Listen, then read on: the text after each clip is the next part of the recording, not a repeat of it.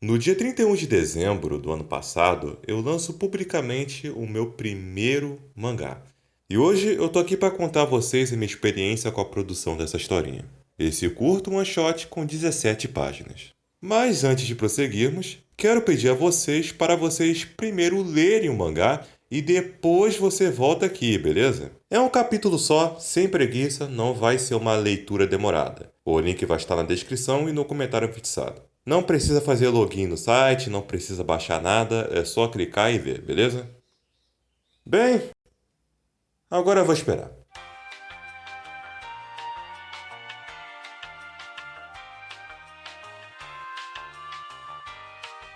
Se você ainda tá aqui e não leu ainda, vai logo, pô, tô esperando.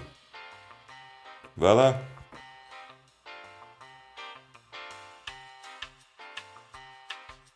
Bem, agora eu vou supor que você já leu. Eu pedi isso pois eu vou falar da história aqui e vou apontar os problemas que eu percebi nesse mangá dado o passar do tempo. Já que, como eu disse na última página, esse mangá levou 5 meses para ficar pronto. Então, se vocês forem ler depois de eu falar dos problemas, vocês só iam reparar nos problemas durante a leitura. Nossa, Nif, demora tanto assim pra fazer um mangá? Então, depende. O motivo dessa demora toda é basicamente erro de principiante. Primeiro que eu não defini um prazo para mim mesmo, então eu acabava levando o tempo que eu quisesse. Porém, eu perdia muito tempo com detalhes que não são importantes. Assim, eu posterguei bastante a produção desse mangá. Tinham até semanas que eu não mexia no mangá, e muitas vezes eu só abria o arquivo para fazer um rabisco aqui e ali. Então, apesar do prazo ser o maior inimigo de muita gente, correr contra o tempo pode nos ajudar a focar no que realmente importa. Então, se eu realmente tivesse me dado um prazo, organizado a minha agenda direitinho para trabalhar no mangá, creio que eu teria terminado bem antes esse one shot. Pra quem não sabe, o one shot é um mangá que tem um capítulo só. No mundo dos mangás, o one shot é basicamente um episódio piloto.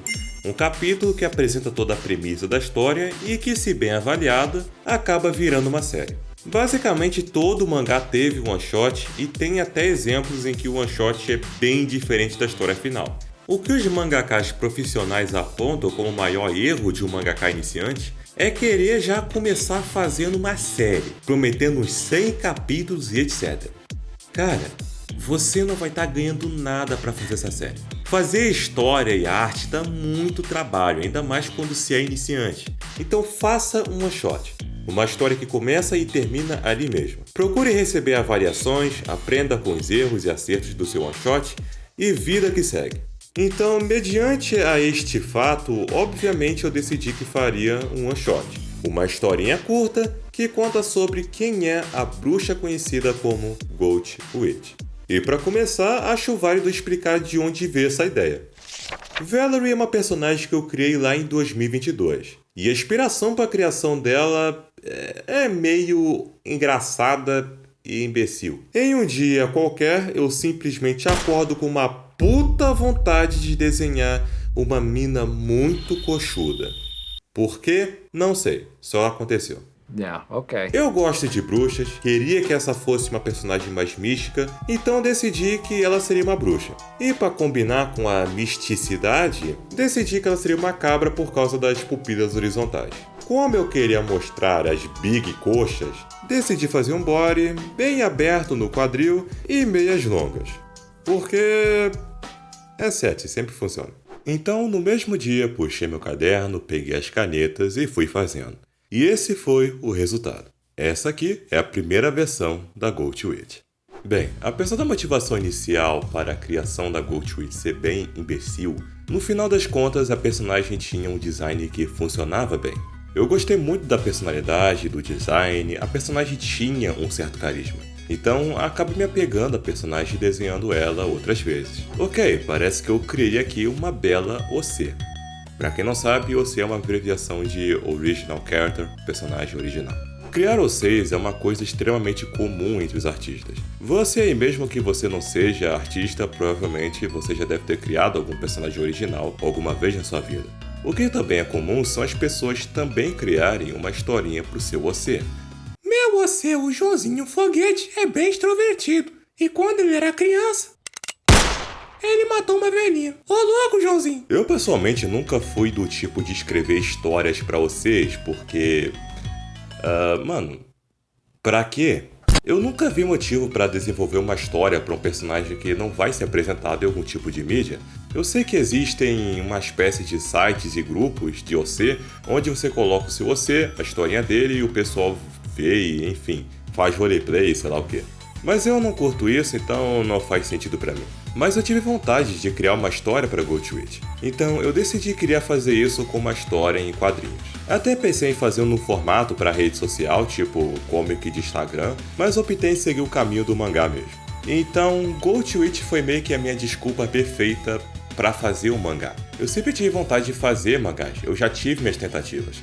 Só que nunca é pra frente porque escrever histórias é muito intimidador. Sabe, desenvolver uma boa história, desenvolver o personagem, fazer uma história que de fato é interessante, cara, é uma parada que é bem intimidadora mesmo. Então, com a ideia de que Gold Witch seria uma história simples, que não teria tanto desenvolvimento em diversas coisas, acabou que não era intimidador de escrever e eu senti que era uma história que eu conseguia escrever.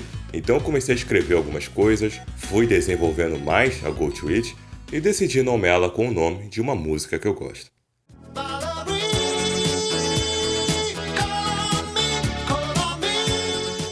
E bem, uma das primeiras coisas que eu fiz foi mudar um pouco o design da Gold Witch. Tá certo que ela foi criada com o intuito de ser sexy, mas... isso aqui já largou o freio, né? Até pensei em fazer uma roupa mais normal, uma roupa mais fechada, porém eu não queria descartar essa característica livre dela. Então acabei optando em fechar mais o body, aumentar as meias, apenas tentei moderar, né? Mostrar menos pele. Ou melhor, pelo. Não é lá uma roupa que uma mulher comum usaria casualmente, mas pelo menos não é mais um maiô abertão e que mostra os quadril, caramba, quatro. Enfim. Não quero dizer que deixou de ser uma roupa sugestiva, ainda é uma roupa bem sugestiva, e eu não duvido nada que vai ter uma tretinha nos comentários só por causa da roupa dela. Mas exploda-se, eu escolho ser feliz. Comecei a preparar a história, fiz o rascunho das páginas, pedi opiniões a amigos e então comecei a desenhar. Agora sim, vamos falar do processo de criação do capítulo em si. E já vou começar falando do meu maior erro sobre a criação desse one-shot: negligenciar o básico. No começo, eu tinha a ideia de ser um mangá simples, com uma história simples e uma arte simples.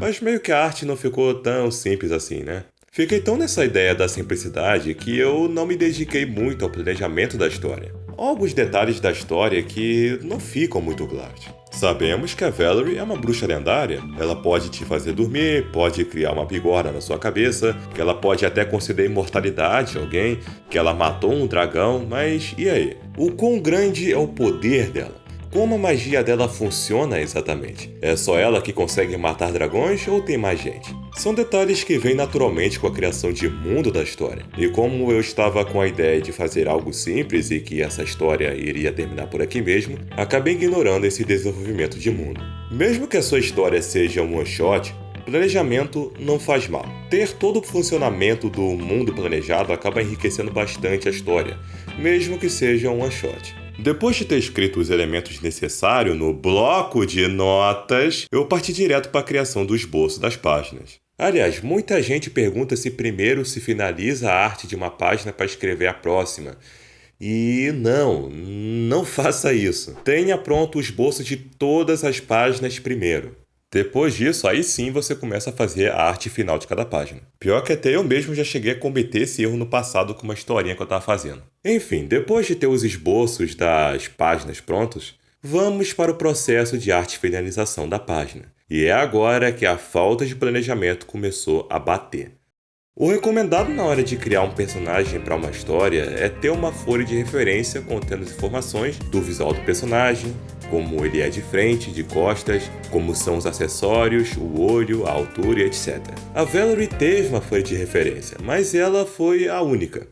Os outros personagens são simples. Não tem nada demais no design deles, então eles não vão precisar de uma folha de referência, dá pra fazer de boa. Pensou, menino Neif. Daí quando eu ia fazer outros ângulos desses dois, eu ficava perdido. O Nico aqui me ferrou, pois eu inventei de fazer as orelhas dele serem caídas para frente. Mas como isso funciona visto de lado? Como funciona a estrutura do cabelo dele? Como desenhar direito um rabo de cavalo no ombro? A cara do Anthony também teve algumas mudanças, e isso fica mais claro da primeira para a segunda página. A segunda página eu adicionei no mangá um bom tempo depois, pois eu achei necessária para explicar melhor quem são esses dois e o que eles estão fazendo ali. Aqui é basicamente o design final dos dois.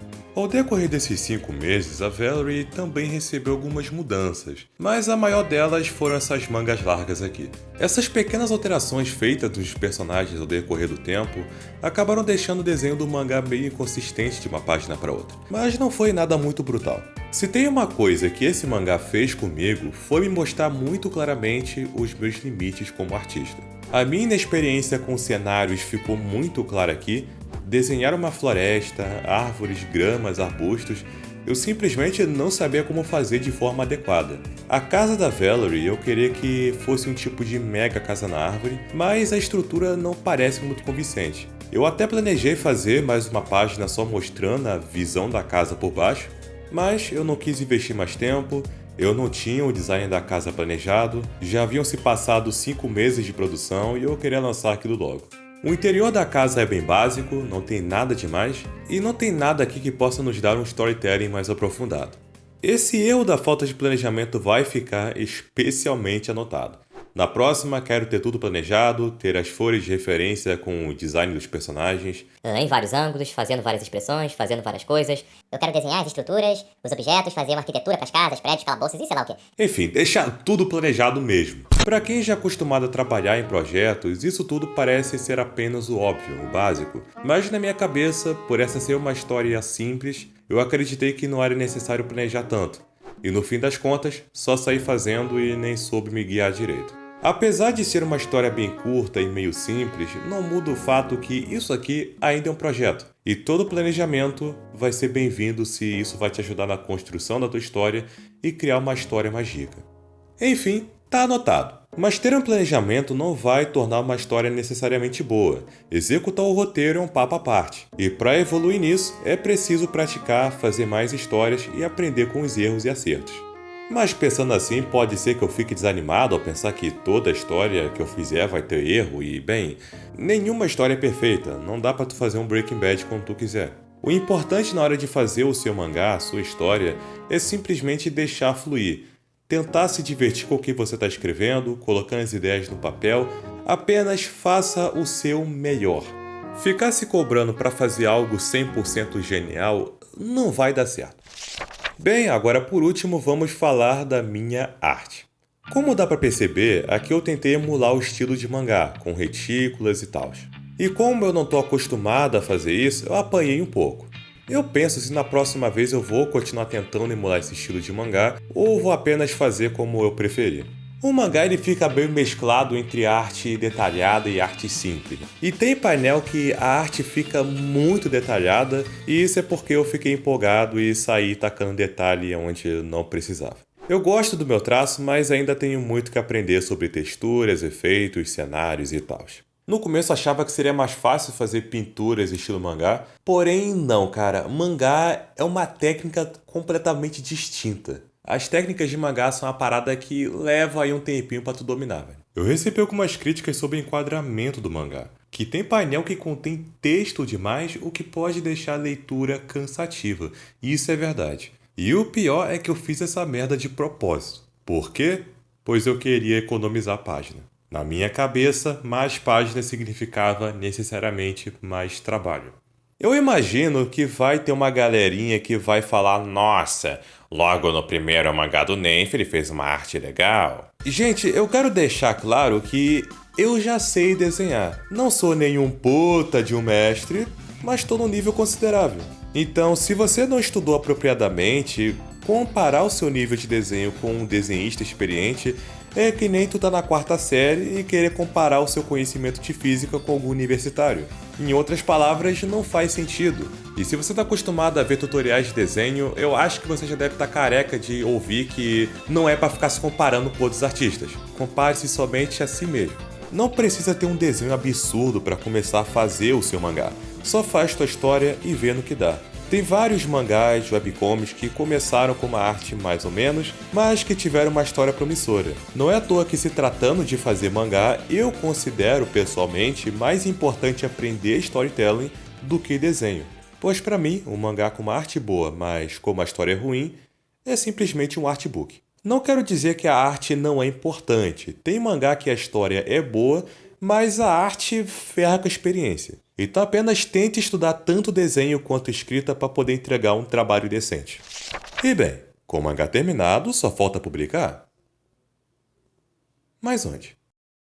Really, nigga? Existem alguns sites de webcomics pela internet, e os dois mais famosos que te permitem publicar são o Webtoon e o Tapas. Um tapa na gostosa. Eu escolhi o Tapas porque, pra mim, tanto faz. Eu não tô dependendo de algoritmo do site para poder compartilhar minha história, já que eu tenho minhas redes sociais. E também eu não tô visando monetizar isso aqui. A minha primeira preocupação foi sobre a resolução das imagens.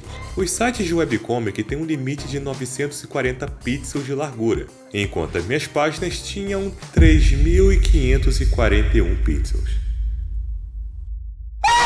Os sites colocam esse limite para a comic poder ser lida sem travar nos aparelhos mais fracos. Eu fiquei bem chato com isso, mas no final decidi baixar a resolução e... não ficou ruim como eu esperava não, então eu deixei assim mesmo. Até tava pensando em procurar um outro site que pudesse publicar a história em alta resolução, mas... não tem pra quê. Mas pesquisando sobre isso, eu entendo porque muitos artistas preferem publicar em algum site próprio. As regras dos sites de webcomics podem ser bem chatinhas dependendo do que tu quer fazer. Ainda mais se tu quiser fazer algo mais maturo. Se você quer fazer histórias maduras, um seinen da vida, vai ser chato pra tu publicar isso. O Webtoon, até onde eu sei, tem a opção de marcar seu conteúdo como maturo. Porém, ainda assim é proibido colocar até nudez parcial. Mano, nudez parcial, sabe? Cueca, biquíni, lingerie, o bagulho tá tapado, velho. Se a gente tá falando de conteúdo maturo, pra mim essa restrição não faz o menor sentido. O Tapas, por outro lado, tem uma seção de conteúdo maturo. Até encontrei uma série que rola mó putaria no banner. Mas eu tô confuso porque eles dizem que não pode ao mesmo tempo que pode? Como assim? Ou eu sou muito burro ou esse site não é muito claro. Mesmo o Tapas parecendo mais liberal que o Webtoon, não acho que tá de boa tu mandar um berserk pra cá. Eu dou bastante ênfase nisso, pois eu planejo fazer seinens. É o gênero de mangá que eu mais gosto. Eu não manjo muito sobre quais sites nós temos para poder publicar mangá/webcomic. Então, não sei se tem algum site onde eu poderia fazer algo mais pesadinho sem me preocupar da comic ser derrubada no dia seguinte. Mas, todavia, porém, eu acabei de descobrir um site, BR ainda por cima, chamado Flip-Through. É um site bem interessante. Você pode escolher o modo de leitura da sua comic, como o formato padrão de webcomic, página da esquerda para direita, direita para esquerda, e isso é bem conveniente. Na Flip-Through tem até mangás BRs que ficaram conhecidos, como o Sense Life e o Lampião. E sobre essa questão de conteúdo maturo, eu vi no blog do site que eles permitem conteúdo mais 18. Mas eles não falaram o que exatamente pode e não pode, o que é considerado mais 18 ou não. Então, pra checar pra ver se realmente era mais 18, sem ter aquelas restrições tipo a da Webtoon, apareceu ali do lado do blog uma comic mais 18. Cliquei pra dar uma olhada, cliquei ali em um capítulo qualquer, e de cara... eu me deparo com um mano cano de boca numa tora, Então, parece que não tem muita restrição não. É muito legal que a Flip-Through seja bem liberal com os conteúdos, estando de portas abertas pra galera do seinen, e pra galera do rentão também. Mas eu não encontrei nenhuma página detalhando bem as diretrizes de conteúdo. Então eu não sei se tá de boa tu mandar um berserk pra cá. Creio que sim, mas não tenho certeza. Enfim, recomendo vocês darem uma olhada na Flip-Through. Tem trabalhos interessantes aqui. E quem sabe o seu trabalho seja interessante e você poste ele aqui também, né? Assim como o Tapas, a Flip-Through também tem um sistema de você poder comprar capítulos. Então, se você quiser literalmente vender o seu mangá aqui, você pode. Dada a liberdade do site, se eu for continuar a fazer mangás, talvez eu poste por lá. Eu poderia até postar o meu one shot lá, mas eu não vejo necessidade, então vou deixar só pelo Tapas mesmo. Enfim, a experiência fazendo The Goat Witch me ensinou várias coisas. Mas como eu disse na última página, eu quero aprender o máximo com os erros e acertos desse mangá. Por isso, deixe sua opinião, deixe sua crítica, alguma dica, isso ajuda muito. Bem, eu ainda sou bem inexperiente com storytelling, escrita de histórias, e em geral sou bem noob em fazer mangá ainda. Então, mesmo dando um baita trabalho, eu penso em fazer outros one-shots, histórias curtas, e pior que eu ando pensando bastante sobre fazer mais capítulos de Go To It, e ver o que eu aprendo. Eu tô com umas ideias e eu tô curioso em ver como que eu posso executar elas. Ah, Nef, mas você mesmo falou que é errado querer fazer uma série de cara. De fato, mas eu não tô prometendo os 100 capítulos e tal. Uma coisa que o pessoal que posta o webcomic faz é fazer uma minissérie, uma historinha curta de alguns capítulos, e eu não vejo problema se você tiver o roteiro pronto e se comprometer a terminar sua historinha.